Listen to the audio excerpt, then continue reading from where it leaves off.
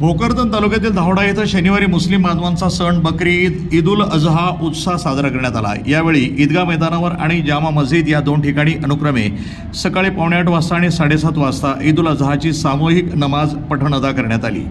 ईद उल अजहाची नमाज पठण केल्यानंतर हाफिज सलमान शेख आणि हाफिज जुमान सौदागर यांनी अरबी खुतबा वाचन करून प्रार्थना करण्यात आली। त्यानंतर सर्व मुस्लिम बांधवांनी एकमेकांना ईदगाहवर मस्जिदमध्ये गळाभेट घेऊन बकरी ईदच्या शुभेच्छा दिल्या।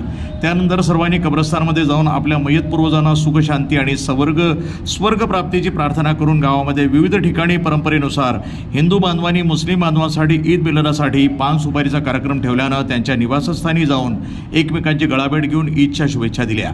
अशा प्रकारे मोठ्या उत्साहानं ईद उल अजहा सण मोठ्या उत्साहानं साजरा करण्यात आला। यावेळी पारत पोलीस स्टेशनचे सहाय्यक पोलीस निरीक्षक संतोष माने यांच्या मार्गदर्शनाखाली पारत पोलीस स्टेशनचे बीड जमदार प्रदीप सरडे पोलीस कर्मचारी हे उपस्थित होते। प्रतिनिधी मझहर पठाण, भोकरदन, जालना, NTV न्यूज मराठी।